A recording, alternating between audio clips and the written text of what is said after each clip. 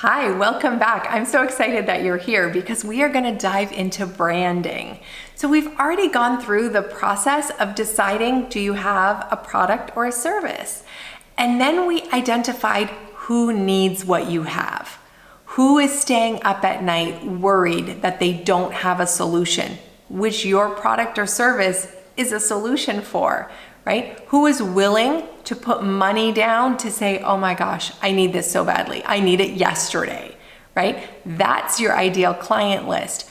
And one of the ways that you help grow and establish yourself in the marketplace and towards these new clients and prospective clients is really having a solid brand. And so on this screen, we're looking at some brands. And I want you to think, what do they mean to you?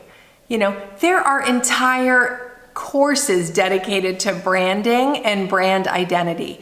So we're just doing the very tippy top of the iceberg in this video. But I want you to think about a couple things that are going to impact your business. The first thing I want you to think about is, what is your brand? What is your brand promise? It is more than a logo. If you look at any of these logos, they actually tell you more than just what colors they are, what fonts they are, or what images they show you. No, they are associated with a brand identity, right? FedEx is designed to help you think about getting things overnight, getting things same day, fast, efficient, absolutely getting your packages where they need to be.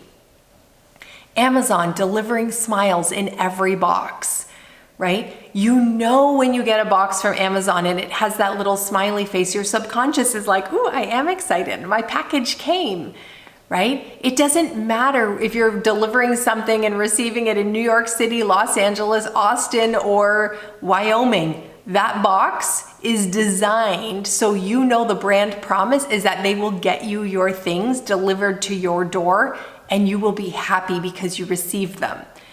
When you look at Rolex, there are billions of people who will never own a Rolex, but the idea, the promise is that if you do have a Rolex, it is going to be a quality timepiece that is passed on generation to generation. This is not a disposable product that you use quickly and dispose of.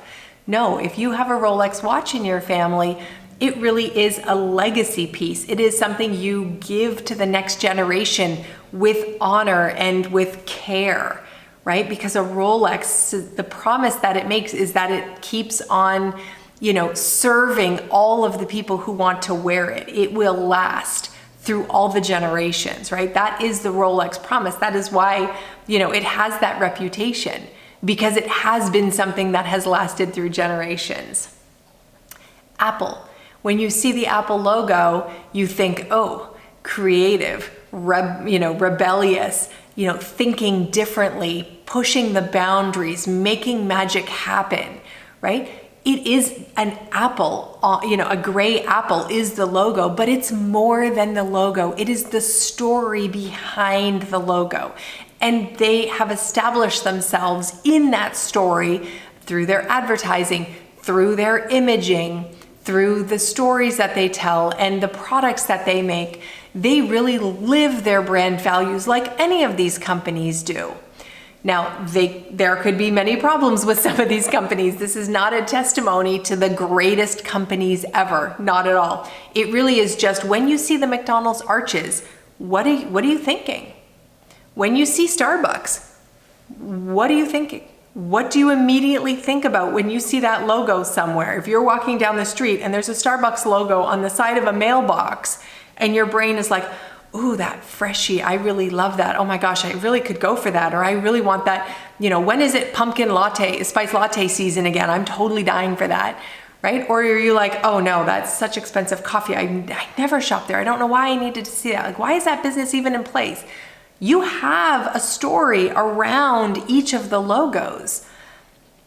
That's what we need to create for your business, because you want to create the narrative of what your business stands for in the marketplace.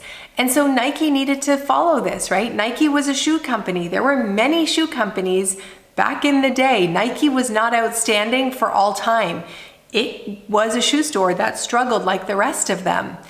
And a very quiet, diminutive woman entered into a contest to create the logo, and she looked at what Nike meant. Nike is the goddess of victory in Greek mythology.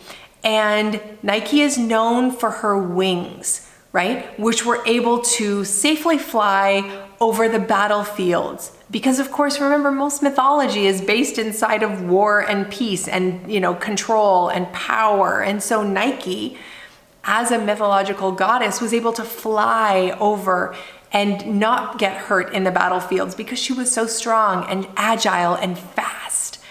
So this woman who worked at Nike took this story of Nike the goddess, and she designed the logo that we see, and it has not changed in decades because it captures the brand identity so well. If you go back to vision, mission, purpose, and values, and you research online about Nike, this is who they want to be, right? Crushing the competition, right? That kind of mentality has stayed with them. They want everybody to be an athlete. They want everyone to feel fast and agile. They want everyone to feel like a winner.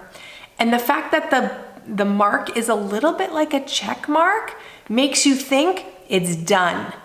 I'm going to put these on and I am faster and I am a champion, right? So the brand is the logo as the visualization, and it's all of the story and all of the meaning and all of the passion and all of the intention behind it. So let's take a look at brand and brand identity a little bit closer. Your brand is not just your logo.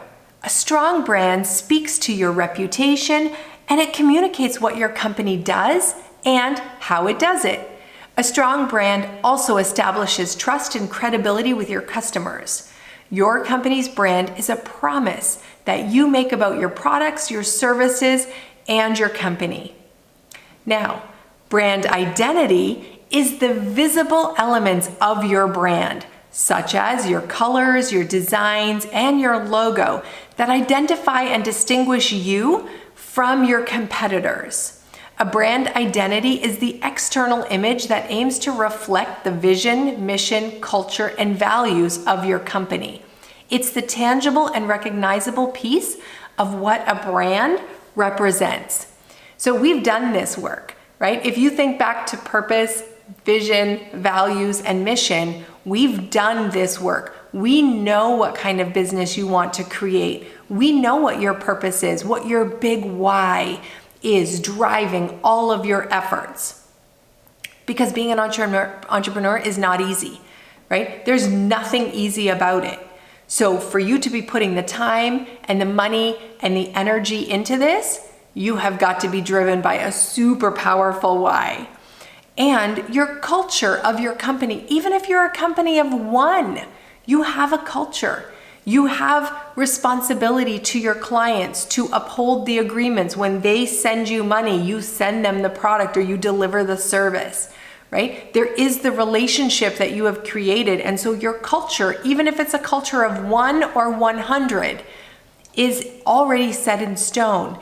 It's important for your brand to actually know what that culture is, know what your identity is, right? So yes, it's a logo, but when people see your logo, what do they think of? What are the words that they think of? What is synonymous with your brand?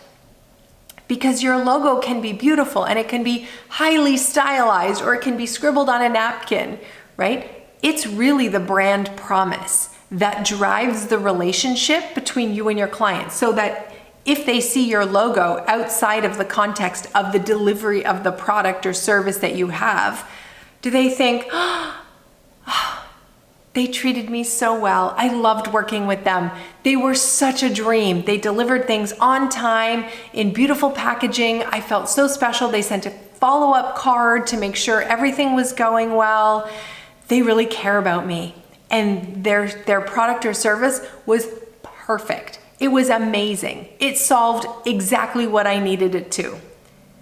Or when they see your logo out on a magazine or on a bus shelter or, at a networking event, do they think, oh yeah, gosh, I don't want to, I hope I don't have to talk to them.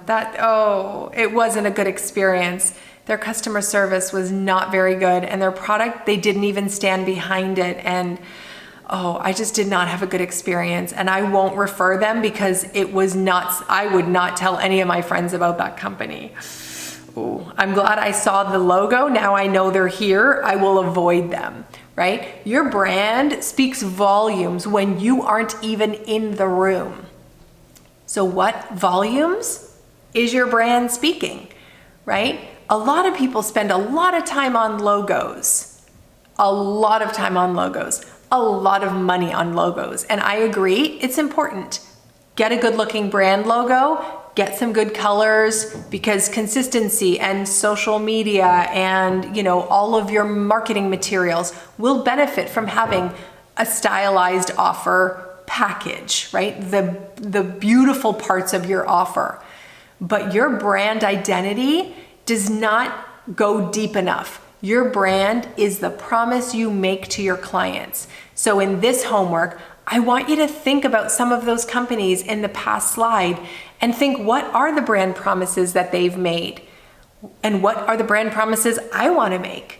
Do I want to be known as someone who delivers exceptional customer service, like Zappos with their, 10-step process of making customers squeal with delight? Or are you just like, I'm all about volume. I just want it out. I want to move on. I don't have deep relationships with my clients. I don't even know who they are. They come on my website, they buy a thing, I ship it, and I don't even follow up, right? Either way is fine. It's your business. You get to decide that.